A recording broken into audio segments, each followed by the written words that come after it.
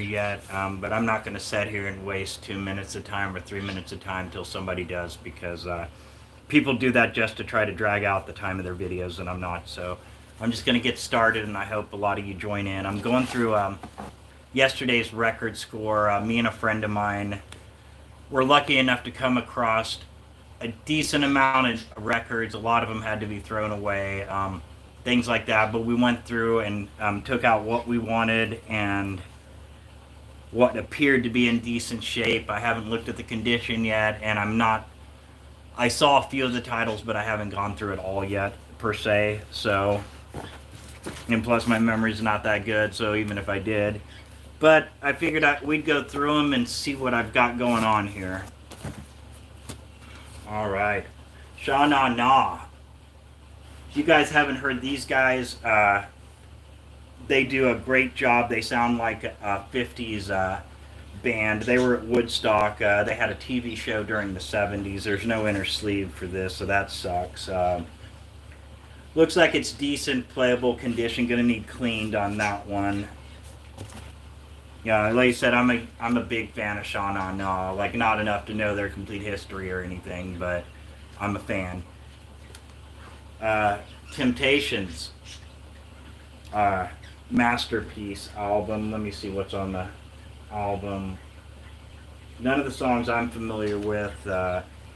Temptations, of course, a great Motown band. This looks like it's in really good shape, just needs a light cleaning. A lot of these I'll use for trading material, and I got a flea market booth where I sell cheap records, so that's why I accumulate so many records. That, and I'm a fanatical collector, so it helps justify me getting records and spending a few dollars. This one needs cleaned and looks like a cover replaced, but Chuck Berry, the London Sessions. I'm a huge Chuck Berry fan. I haven't heard this one yet. I decided it's going to go in my flea market booth because I have not yet to find a Chuck Berry album where I enjoy the sound of the pressing. I don't know what it is about Chuck Berry stuff, but the London Sessions there, I'm sure, are a lot better. I haven't heard it yet. Again, we're just going through yesterday's record score for my flea market booth, and I kept a few for my home collection. This one's going to need an inner sleeve too. Good condition, just needs cleaned. The Queen, Tina Turner.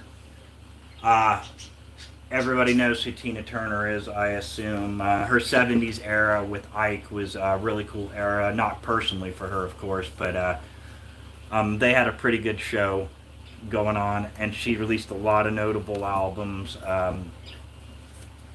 Stevie Wonder, First Finale. I haven't heard this one yet. It's going to my flea market booth too. I'm a Stevie Wonder fan, but only topically. Like, I like Superstition, things like that. Hey, thanks, man. Simple Man. Yeah, actually, I think there's some Skynyrd in this pile, if I remember right. Great condition on that one. I just gotta clean off the cover a little bit. It'll look great in the flea market booth or in my in-person vending spot next month. Supertramp. Brazil, nice. Supertramp here, which, you know, it's one of those bands that you don't think you've heard, but you definitely have. Near mint condition on that one, so that'll definitely look good in the flea market booth. This one needs a inner sleeve and a little bit of a dust cleaning, but no major scratches or anything. Completely well. B.B. King. B.B. King is one of the greatest blues guitarists of all time. Creedence Clearwater Revival, dang right. They're one of my favorite groups of all time. B.B. King is a great guitarist. However, I'm not going to keep this for my private collection. It's in the sell pile because I have B.B. King live at Cook County Jail, and I'm not a huge fan, so I figured that was notable. You see, this one's in really good condition, just needs a cleaning. Eric Clapton, Ocean Boulevard. Let me see. Willie and the Hand Jive. I Shot the Sheriff is on here, which was originally written by Bob Marley, of course. I'm not a Marley fan. Clapton, on the other hand, I'm not a huge fan, but I am a fan. Thoughts about the Beatles? Dude, the Beatles were studio geniuses. The Beatles changed music. They truly did, and they changed us as a society, too. They had that much impact. They truly did. They started an entire movement, and I realized there were other psychedelic bands. There were people doing experimental stuff in studios, but those people weren't geniuses like the Beatles.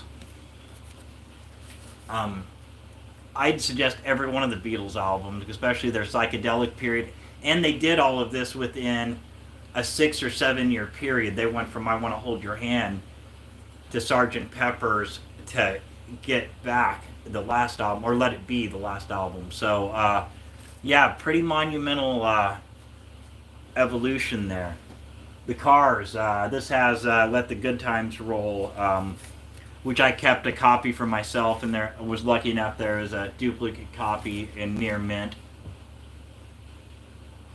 Oh, thank you, thank you. I've been growing it a while. Yeah, I appreciate that. Johnny Rivers, yo, Johnny Rivers, Rivera. I think you meant, if you did mean Johnny Rivers, he is the king of the cover song, for real. And he wrote "Secret Ancient Man," which is really cool.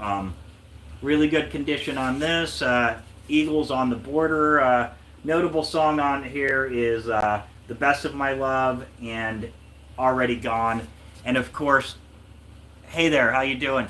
And of course, this was pre-Joe Walsh. Once Joe Walsh joined, then they did their first album with him was "Hotel California," and their entire sound changed. I mean, they were still very much the Eagles, but they had a harder rock edge, of course. You know, that came from Joe Walsh, definitely. This one needs a little cleaning, and the cover's a little worn, but ZZ Top, Fandango. I am in Oregon. Let me see. This one, Backdoor Love Affair, Tush. It's on here. Heard it on the X. ZZ Top was a heck of a blues rock band. I'm a fan. Eliminator is my favorite album. I've got colored vinyl of it in my own collection. This I had 2 duplicates from. Oh, Turkey. No, I've never been there, dude. I'd love to go all over the world. Beatles best of 1962 to 1966. Like I said, I kept one of these for my private collection, and since there's a duplicate, one will be going up to my flea market booth. Hold on, colored vinyl. This one may be going right back into my collection right now. I didn't realize this was a colored vinyl, and the one that I kept was a normal black vinyl. And yes, I love colored vinyl. I really do. Yeah, those got to go back in the private collection. That's for sure. So I'm going to put that to the side. Yeah, dude, this is a really good record score. Everything in here, plus about 20 albums for my home collection so far, and so far all in really good condition, and I got it all for $80. Everything I'm showing you, plus, like I said, about 20 that I kept in my home collection that I've already put in there. Really good condition on this one. The Who Are You? Hold on. I myself am not a huge Who fan.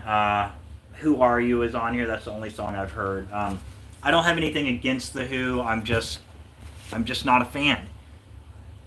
Same with this next one. Tom Petty and the Heartbreakers. I believe this is the debut album. Let's see. Breakdown is on it. Anything that's rock and roll. American Girl is on it, so that's notable. I'm not a huge Tom Petty fan either. I'm a topical Tom Petty fan, like the Greatest Hits album, and I'd probably skip a lot of the songs on there. Nothing against Tom. He was very talented, just not mine. Yeah, I was being kind of petty, huh? Beautiful condition. That one will be in my flea market booth too. If you're ever in Reedsport, Oregon, go to Creative Mercantile and check out the record section. That helps me for sure too, puts a few dollars in my pocket, and I'm always up for trade too. This one I was excited to find. Both records are in really good condition. I looked at the other one yesterday when I first saw it in there, but let me show you this. I'm a punk fan. I'm a huge punk fan. Have been my whole life since like age 15. This is the Tubes. What Do You Want From Me Live? Has songs like White Punks on Dope, Don't Touch Me There. I'm not all that familiar with the Tubes. I was just excited to score it. It's nothing I'm going to keep for my booth or anything, or nothing I'm going to keep for my private collection. It's going in my flea market booth. This is an exciting one. I don't have it in my private collection, but I also need to justify spending money on all these, so I have to sell and trade some. If we need an inner sleeve for this one, let me show you. Queen, A Day at the Races, which is a really killer album. Tie Your Mother Down, Somebody to Love. Those are the two notable songs on it that I know all of you would know. I got the lyrics inside and a live picture of the band. I got like 5 Queen albums, but like I said, I can't keep every single album that I want to keep. So I'll hopefully run into that one later because I need really good stuff for my flea market right now. So got to make sacrifices, but I keep a lot of little treasures too. So this one is in really good condition. Queen, A Night at the Opera, which as well is a really good album that I wish I had in my collection. But the ones I kept yesterday of Queen was Queen Live Killers and Queen Self-Titled. That was it. And like I said, hopefully these two I run across at some other time. Let me see. No greatest hits songs on here. Bohemian Rhapsody and God Save the Queen. So there's a couple notable songs that I'm sure all of you have heard. The whole album's notable, but you know, if you're only familiar with them on a topical level. This one was an exciting score only because I don't run across it much. Ooh, excellent condition on this one. Hold on and I'll show you why I was excited. It's going to the flea market booth as well. Bob Marley and the Wailers, Survival, which is a really, really cool album. See the back of it there. Really cool stuff. I don't run into Bob Marley original issues very often at all. In fact, I think I've had his greatest hits album a couple times in the store, and that may be it, honestly. This is one that honestly I should keep. All right, this is one that's going to go back in my collection too. Yeah, my wife hates it when I do that. But I'll pull a couple out to sacrifice to. This needs a cover, needs tape to where it's come across. But it's the Rolling Stones, Hot Rocks, 1964 to 1971, which is my favorite era of Stones. Brown Sugar, Can't Always Get What You Want, Honky Tonk Woman, Satisfaction, Paint It Black, Jumpin' Jack Flash, Let's Spend the Night Together, Give Me Shelter, Under My Thumb, which is a great song, Sympathy for the Devil, Sympathy for the Devil, Street Fighting Man, which is killer, Mother's Little Helper, Ruby Tuesday, Get Off My Cloud.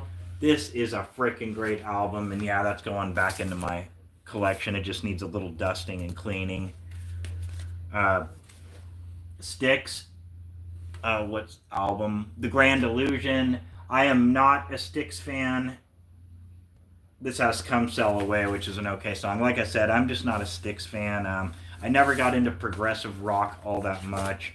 I've heard one Rush album that I was okay with, but Great condition on that. Some dude's gonna love that for his collection, or lucky gal, whichever one.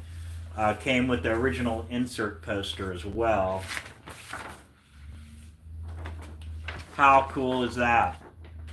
If I was a teenager, and this is a band I was into anyway, that'd be going on my wall, but I'm glad that they did not stick it on their wall. It's always exciting to find original posters and inserts and records, and it's very rare. Thoughts on the Grateful Dead, dude?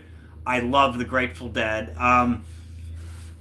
I love a lot of their songs, and now a lot of their albums I've tried to sit down and listen to, and a lot of it I'm not into, but a lot of it I am into. I'm a big Jerry Garcia fan, especially his solo stuff and his album Shady Grove, which is a fabulous folk album. Friend of the Devil, dude, that is such a killer song. And Casey Jones, yeah, dude, keep trucking, you know. Bruce Springsteen's Born to Run. Anything Springsteen related is worth your time. This has Thunder Road, Born to Run, Jungle Land. Great album. Not one of my favorite Springsteen albums. My favorites are Born in the USA and Nebraska. Those are both excellent albums, but still, that's a good score. That'll look great in the flea market booth, too. Second Winter by Edgar Winter. If you haven't heard him, he's a heck of a blues guitarist. This one's a little rough. Looks like the cover needs some taping, which takes it down to a couple dollar value, so, which is fine, you know. Records are in excellent condition. I'm going to put some new sleeves on that if I can find some today or tomorrow before I take them up to the booth, and I'm going to clean all these too. I clean every record before I put them up there because it's a lot easier to sell records, and it's more respectful to the records and the record collectors if you clean them. Let's see, what is this? Barry White's Greatest Hits. So if you're trying to set a mood or something, there you go. That's probably a $2 record in the condition it's in, and plus there's not a huge amount of Barry White fans out there that I deal with anyway. I'm sure there are, but another Supertramp. Let's see, any notable songs. Crime of the Century. I'm not a huge Supertramp fan, but I can appreciate them, that's for sure. Another really good conditioned record, Supertramp, Crime of the Century, which is probably one of their more notable albums.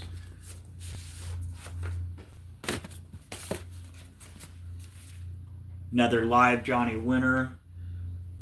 I normally would have kept the Johnny Winter, but I'm kind of pressed for space in my own collection right now, and like I said, I need merchandise for my flea market booth.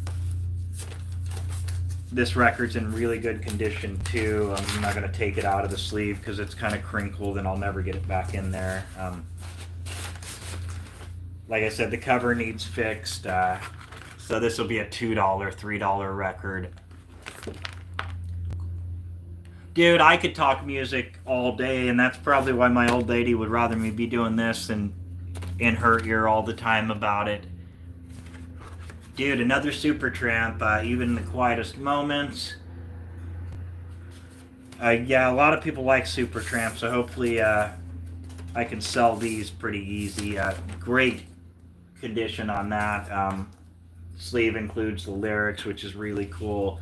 I can appreciate Supertramp, I just never got into them personally. And I may be missing something, who knows. Now this was an exciting score. I first show you the condition.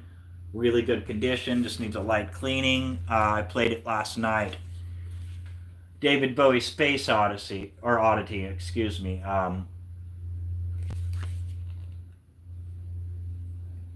Ground Control to Major Tom. This is a great album, but it's going in my flea market pile because I kept the Bowie compilation Changes, which has Space Oddity, Changes, Fame, and a lot of others, where this one was a good album, but it's nothing I'm going to re-listen to that often. So I kind of got to judge it by that too. I can't just hold on to every notable album. Tomcat, Tom Scott and the LA Express. I've heard this one. It actually has one of the members of Damn Yankees, I believe, which was also in another band, of course. And I believe, don't quote me on this, but maybe one of the members of Night Ranger is involved in this too. Like I said, don't quote me on that. I only know about it because an older record collector was telling me about the album and had me check it out, and it's not a bad album. Not a bad album at all. It's one of those supergroup albums, only they didn't really advertise it as a supergroup.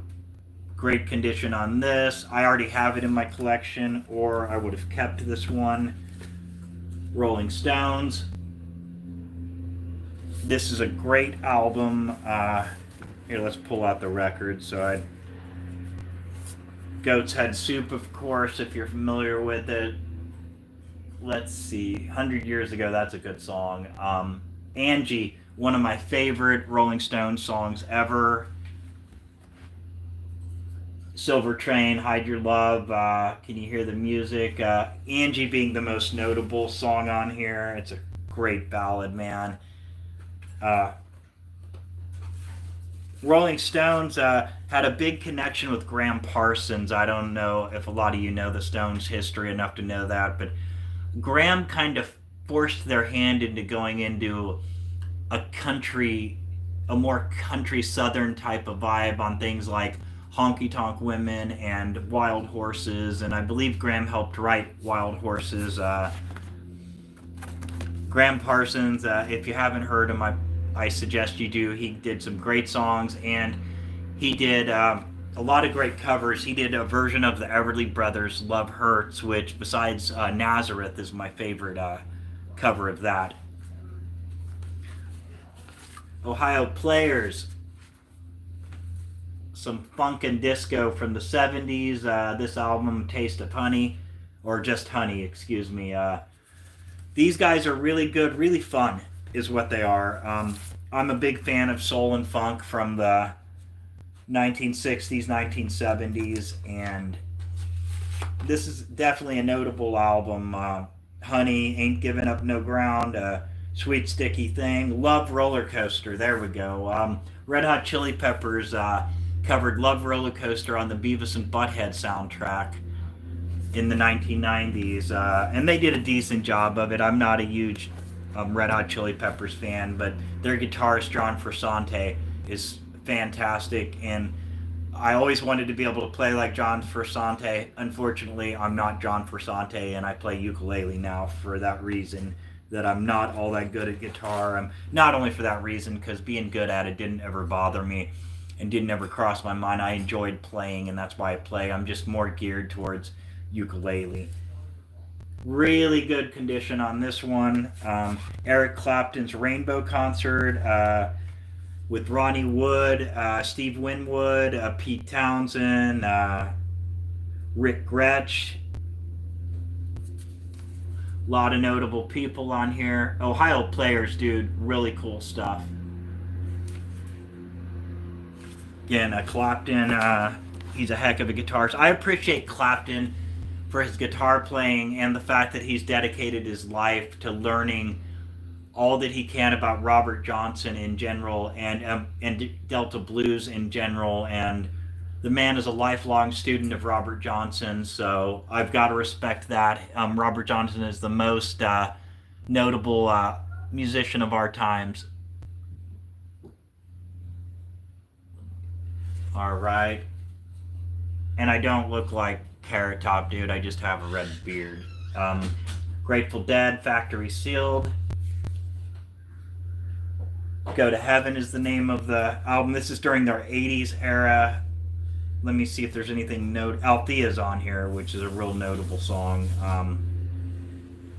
But yeah, I was lucky enough to score that. That one won't be staying in the home collection. Like I said, I'm limited on space, and I've got the greatest hits and plus Bears Picks Volume 2 or 3 that has Katie May, which is Lightning Hopkins cover, notable blues musician out of Texas. If you don't know him, I suggest you check him out first. If you've never listened to The Dead, then definitely check them out too. Jerry Garcia was a troubadour in all senses of the word. All the Grateful Dead were. They lived on the road. They never went off the road. They truly loved what they did. And if I would have been alive during that period, I no doubt would have been a Deadhead and would have been at every show on the road. And I doubt if I'll ever see a band that exciting, that has that exciting of a following again.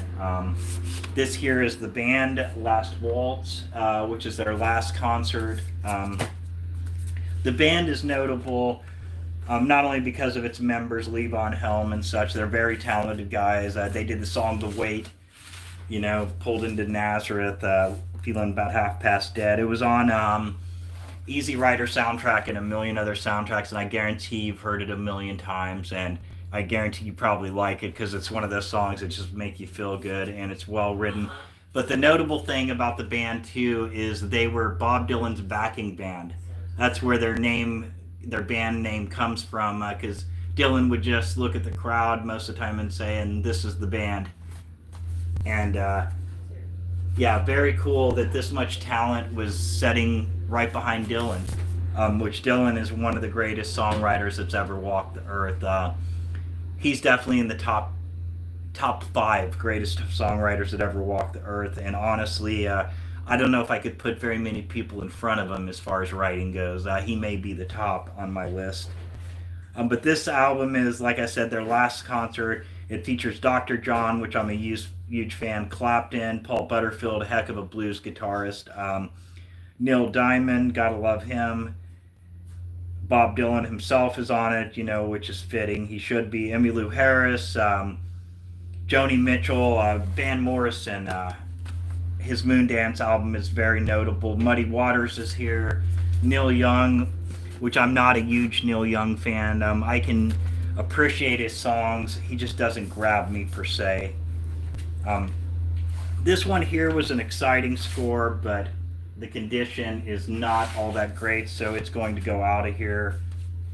Not keeping it. School's Out, Alice Cooper, his 1970s era was very cool, and they were glam rock. I don't care what anyone else says. That's exactly what they were. They weren't meant to be shock rock or anything like that.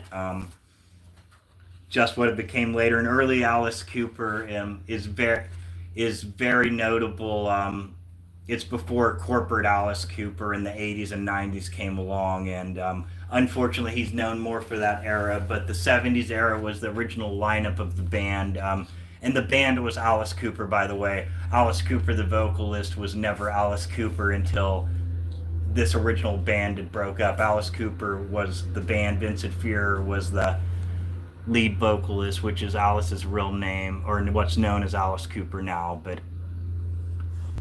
The Wait is a great song, yeah. Cat Stevens, yeah, I'd put him up there as one of the best.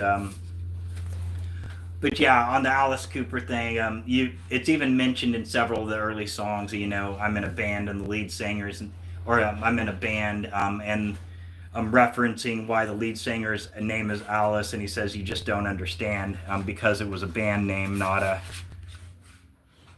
the name of just his character. And his dad was a Baptist preacher, by the way, as well.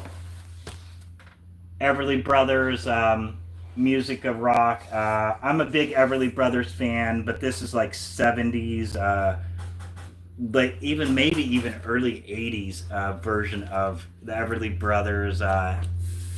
Not really my thing. Purple Haze, nice to see you, dude. Dang, we've already been through like 40 records.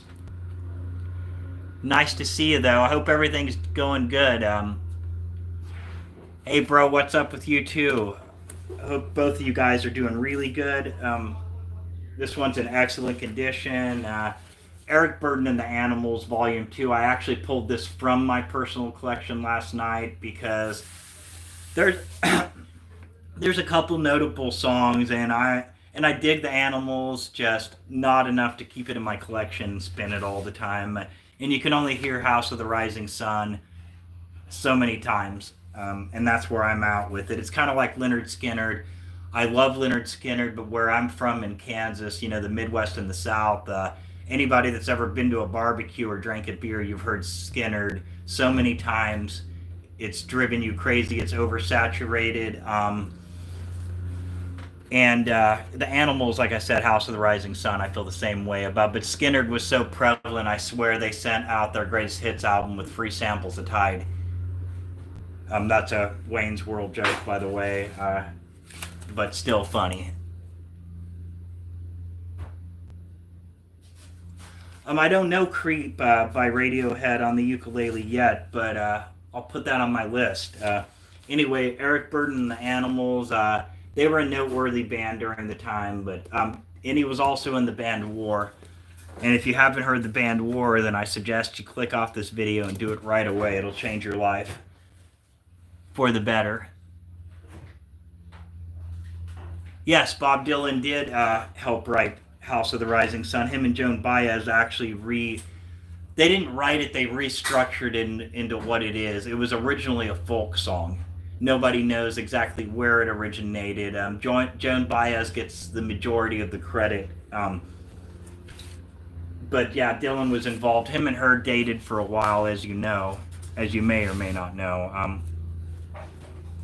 Joan Baez is very notable too, of course. I added one of her records with Diamonds and Rust on it to my personal collection yesterday.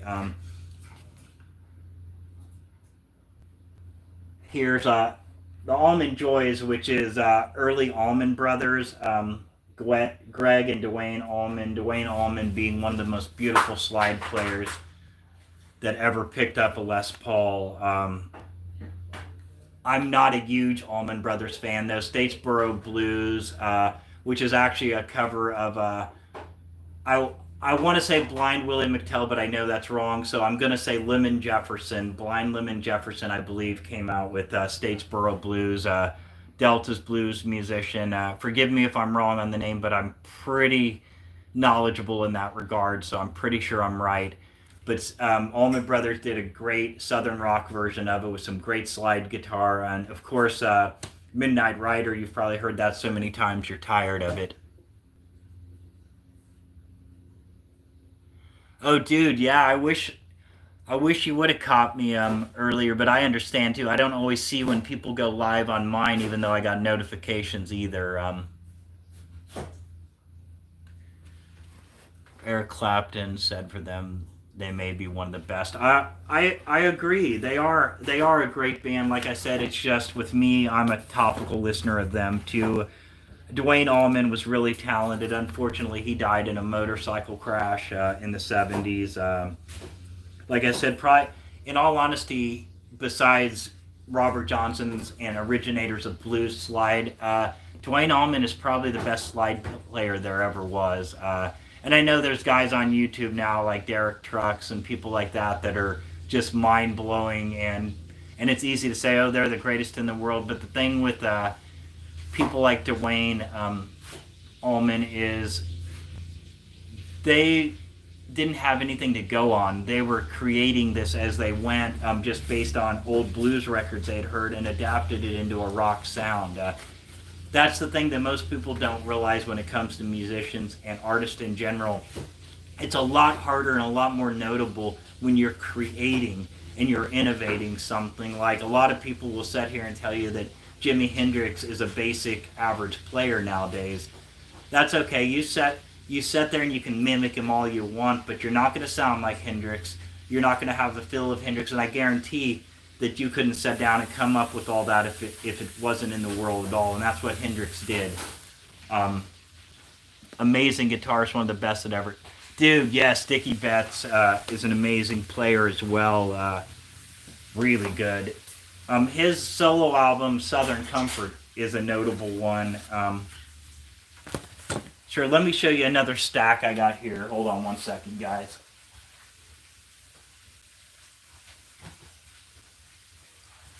Now, this is a salvage pile, meaning they all need cleaned and they all need new covers or covers repaired. But these are ones that I'm keeping for my private collection anyway.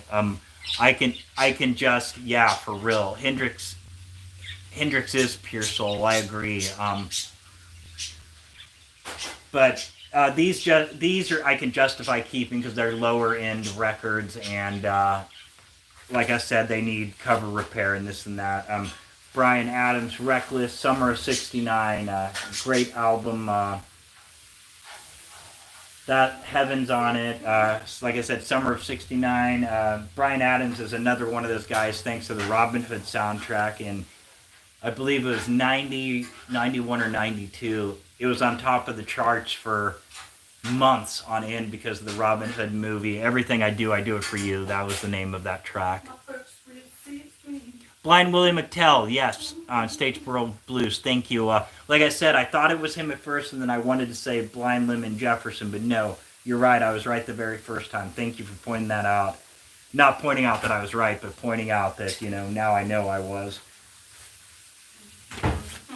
Rocky Horror Picture Show soundtrack. This is notable because it doesn't go with the movie. It's a theater-released production before the movie was made. Because the entire cast, including Meatloaf, had been performing the play for years. Elvis Presley actually attended quite a few shows and left bottles of champagne for all the cast because he was a cool dude like that. I look like Mr. ZZ Top. Right on. Yeah, I wish they'd offer me $1 million to shave this thing like they did them in the 80s. No way. But they didn't do it, though. Thankfully. Money's not everything, but for $1 million I'd do it, that's for sure. No. My wife could just look at the creature below this for a couple years till it regrew. Best of Patsy Cline. I don't need to say much about Patsy. Walking After Midnight, Lovesick Blues, which is a Hank Williams cover. Everything Patsy ever did was soulful and notable. One of the most beautiful voices and beautiful people ever involved in country music or music in general. I suggest you check her out. I could only imagine what it was like to stand in the studio and watch her do her thing. I've been lucky enough to be in quite a few recording situations, in recording studios, and watch other people do their thing, but I can just only imagine what it was like with somebody purely magical like that. Got a Judd's album here. Why Not Me is the most notable song on here. I just think the Judds were cool. I don't have any real knowledge about them, and I'm not a big fan or anything. I'm into 80s and 90s country. Tell them you're going to see Jason Isbell? Yes, I got tickets for Jason Isbell coming up next month. Me and my wife are ultra excited about that. He's one of the best songwriters on the face of the earth. Ernest Miller, huh? I'll have to look into that. I wasn't aware of that. See, we all learn from each other all the time, huh? I did not know that. Got this. The inside covers and the covers are thrashed, but it's from my personal collection, so... The records themselves are in great condition. London Calling, The Clash. This is a perfect album all the way through. If you're into punk rock at all, I guarantee this album has crossed your hands at some point. Like I said, it truly is a perfect album. I just had somebody recently tell me it was their favorite album of all time, and after re-listening to it, I can see why he would say that. It's not my favorite of all time, but as far as punk albums go, it's definitely in my top 50. And I know a lot of people are going to be like, that's blasphemy to put them that far down on the list or that broad of a list. But like I said, I've absorbed a lot of punk albums in my time, a lot of albums. I could write a book on just my 500 top albums of all time and probably mention most of the songs on the album and so on. Johnny Cash album to listen to, yes.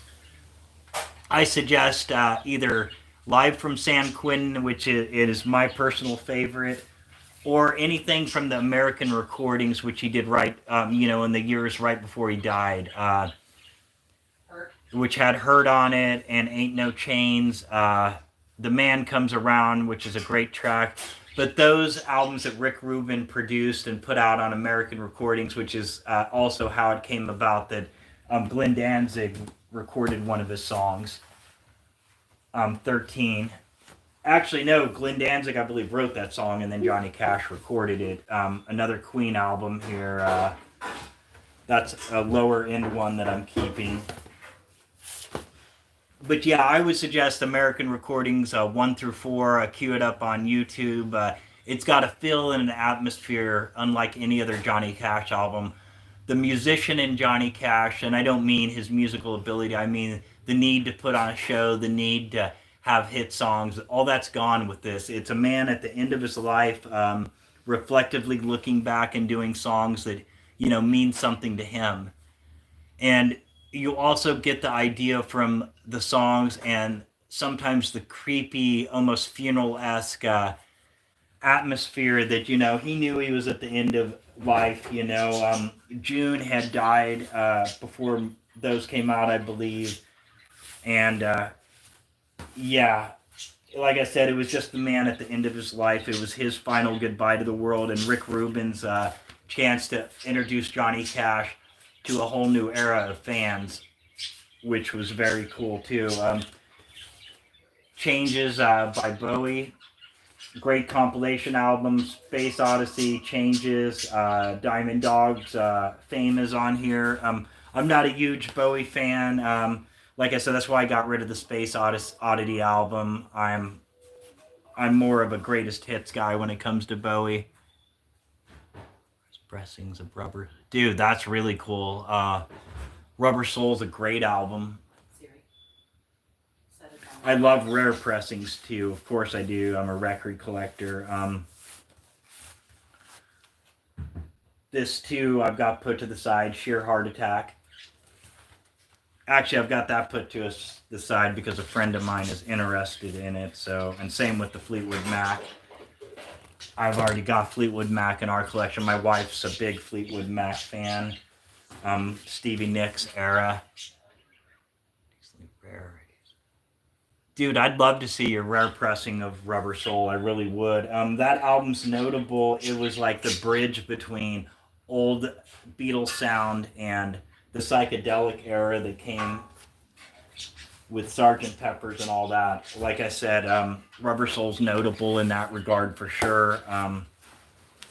It's notable just as an album. A lot of people get into the Beatles because of Rubber Soul. For me, it was Abbey Road.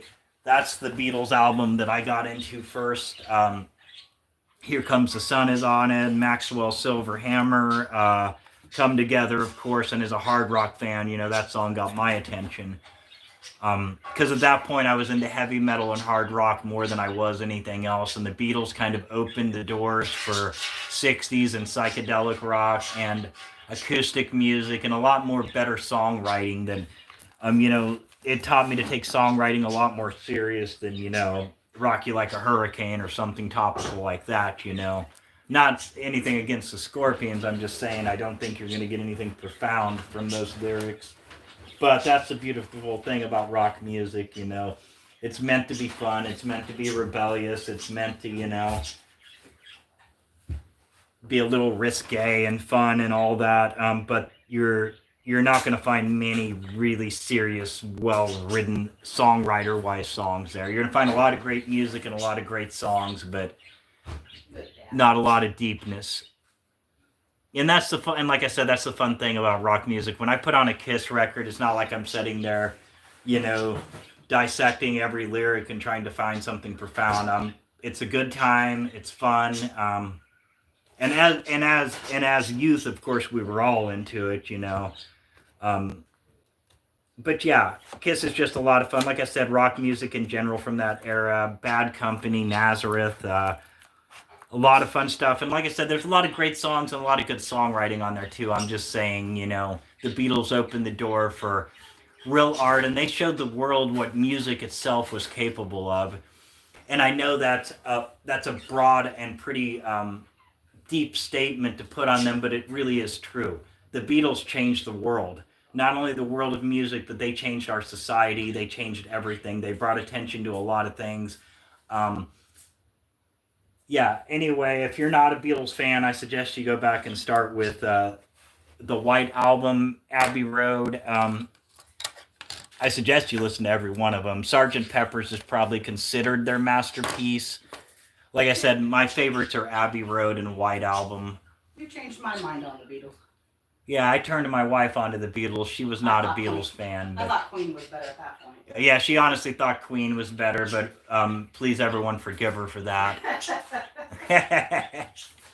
I love Queen too, I really do. My wife has taught me to go back and appreciate Queen a lot more than I did before, because I was a topical Queen guy, and then once I got to listening again, now I'm collecting their albums, and I've got 4 or 5 of them now. Great music. Freddie Mercury was a heck of a performer and a very soulful vocalist. Yeah, he was a big loss to the music world, that's for sure. Topically or somewhat of the Guess Who, American Woman, of course, I've heard. Yes, April Wine, man. That's a great band. I can't remember the name of the album, something the Beast, and it was like a werewolf-looking character on the front cover.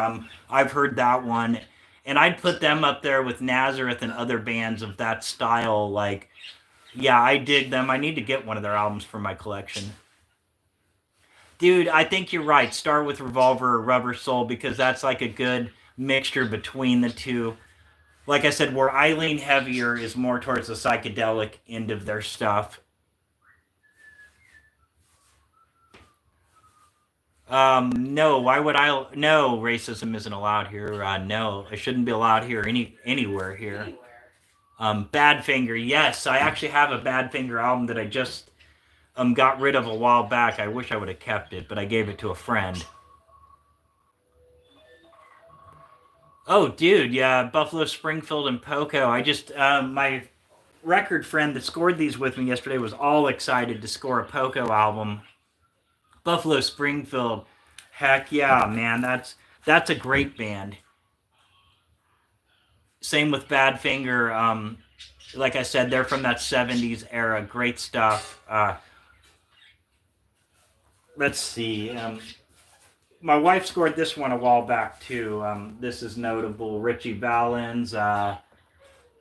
Thanks to Richie Valens, Buddy Holly. Those kind of bands. I got really into 50s rock because of my father. He's from that era, was from that era, and turned me on to Elvis Presley, Buddy Holly, Gene Vincent, Robert Johnson, in fact. He got me the box set after seeing the movie Crossroads, because he wasn't the kind of guy that got deep into music. He just enjoyed music. And Mahogany Rush, yeah, I can dig that for sure. Stampeders, never heard of them. But yeah, my dad was heavily into 50s rock. He was also heavily into early country, Hank Williams, Marty Robbins. So I grew up with a lot of that kind of stuff, which made me a really well-rounded music fan. And then my mom, on the other side of things, I was 5-6 years old singing along to my own recorded tapes of Creedence Clearwater Revival and stuff. My mom listened to them a lot. Once in a while, she'd throw on some Rolling Stones, Conway Twitty, Loretta Lynn. 80s and 90s country was big with her too. But yeah, like I said, so I got a really well-rounded musical palette, I guess you'd say, from those two. And then I worked at a public library as a teenager. I was that cool and hip that I worked with a bunch of old ladies at the public library, because it was through a youth program, and it was either that or they sent you to the recycling center, which is where my brother and a lot of the other kids got sent, the majority of them. The library actually requested me, because I was hip enough that I was hanging out there on a daily basis with the old ladies there, and probably read half the damn books in the place, in certain sections for sure. I read more books than I had friends in school, that was for sure. And that's probably why I've listened to thousands of albums in my life too. But jazz, Nat King Cole, that's good stuff, dude. I like Harry Belafonte too, and Miles Davis, of course. Miles Davis's Bitches Brew is one of my favorite jazz albums of all time. I've got Kinda Blue, I believe, in my collection, and that's his most notable, but probably my least favorite. Joe Pass is another one. He's more bebop jazz and things like that, but he's probably the greatest guitarist I've ever heard. This side of course, Randy Rhoads and people like that. My favorite guitarist of all time is Robert Johnson. My favorite artist of all time is Robert Johnson. He's the most influential and artist of all time. Without him, we wouldn't even be sitting here talking about this. Five-man electrical band. Yes, they did the song Signs, which was later done by Tesla, of course, along with various others. I like the Tesla version a lot. I believe it was on the same album with Edison's Medicine and You Get What You Give. Don't quote me on that. It's been since the 1990s since I've heard that album. When I was a teenager, I absorbed so much music, especially once I got into hard rock and heavy metal. Dude, a crazy amount of music. If I could use a little bit of music knowledge I have, and album knowledge I have, I'd probably be able to make a living at it. And that's not me being cocky. I'm just saying that I know a lot about it because I was a loser in all other aspects, And that's okay. Most of us music guys aren't all that popular and aren't exactly social butterflies, to say the least. I'm a socially awkward guy. How I communicate with people is music. Ronnie Hawkins, the band. Yes, I just showed a band record here earlier. The band was amazing, man. And I was saying earlier how great that they were behind Bob Dylan. And that's how Dylan used to introduce them as like, hey, here's the band. Dude, me and my wife ran a second, The Last Waltzes is the band I was talking about. Me and my wife ran a second-hand store in Roseburg, Oregon for a while. Hey from Italy, hi from America, hi from Oregon. But we ran a little spot, and it turned quickly from a second-hand store. So you'd make soap and things like that, so we covered a lot of ground there. But I started with one crate of records there. No other thrift stores in town were doing it at the time. Besides probably Goodwill had a stack of moldy records that nobody wanted, big band and stuff. But I started out, people thought I was crazy for putting decent record prices on them and trying to sell new and good condition records. Chicago's great, yes. And then next thing you know, we kept buying out collections. The guys and young kids kept coming in. They wanted to trade records. They wanted to buy records. They were looking for records. They wanted to sell records. And at one point, almost half the store was nothing but records. And now everyone over there sells records. And it's not like, oh, they came into my store and saw I was doing it and took my idea. I'm not saying that. But a lot of them, I influenced them to do it because they didn't think it could be done. I showed them that there was some money to be made. And business-wise, probably wasn't the smartest thing I did. But at the same time, it helped spread music around, and it made Roseburg have a real record scene. Good Vibrations and Record Loft was there long before I was. They're more of a corporate record store. Those guys are great guys if you're ever in Roseburg. That was all that was there. I did, yep. I did a vending event with them a couple times, and they're really great guys and helped me out a lot. So they referred a lot of people my direction too.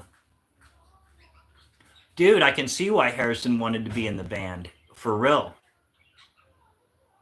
Because honestly, if I had a chance to go back and if I had a chance to see either George Harrison or see the band, I'd go see the band.